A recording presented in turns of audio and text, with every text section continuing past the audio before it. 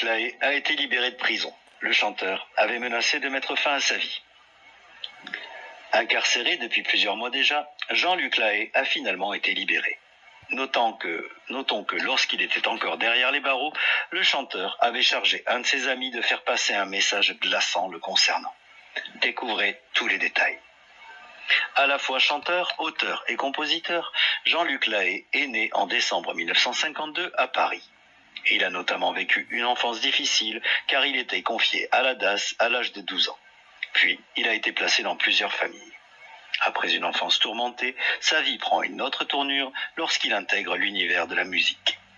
Il a commencé à chanter dans les années 70, mais n'était pas encore assez connu.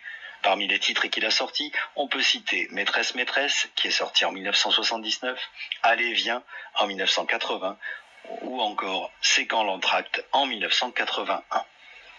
Ce fut une grande déception pour que ses fans apprennent les fâcheuses inculpations à l'encontre de ce dernier.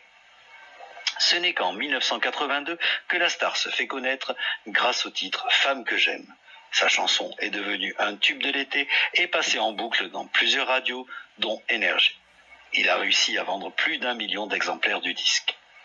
Par la suite, il sort un album en 1983 où on peut écouter 2 autres tubes, Décibel et Appelle-moi Brando.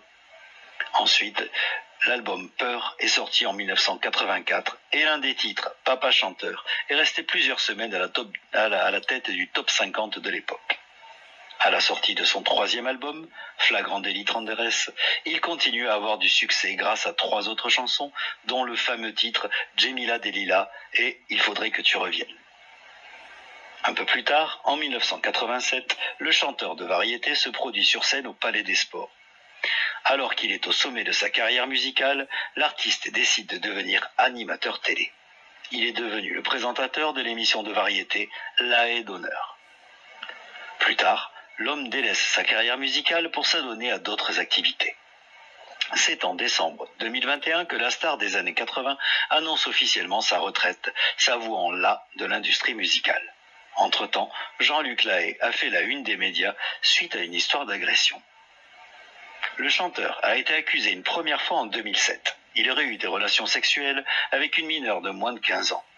Cela lui a valu 10 000 € d'amende. Plus tard, il va être encore une fois condamné. En 2015, la star est incarcérée pour avoir corrompu une jeune fille de moins de 15 ans. Le tribunal a stipulé que ce dernier connaissait précisément la date de naissance de la jeune fille. Malgré cela, il lui a tout de même demandé de s'adonner à des jeux sexuels par webcam. Dans des messages, l'homme réclamait des photos nues à la fille. Pour cette 2e accusation, Jean-Luc Lahaye a pris 2 ans d'emprisonnement avec sursis. Il décide d'accepter la sentence et a finalement pris 1 an suite à un apaisement. Malheureusement, ce ne sera pas la dernière accusation portée à l'interprète de « Débarquez-moi ». Effectivement, il s'est à nouveau retrouvé devant la justice à l'automne 2021 suite à une plainte de 2 fans. Il a alors été incarcéré en novembre 2021 avant d'être libéré 6 mois plus tard, en mai 2022. Pendant son séjour en prison, il a chargé l'un de ses amis de faire passer un message.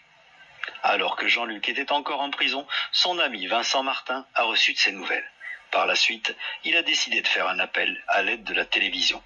Le fait est que son ami lui a envoyé un message glaçant dans lequel il dit songer à mettre fin à ses jours.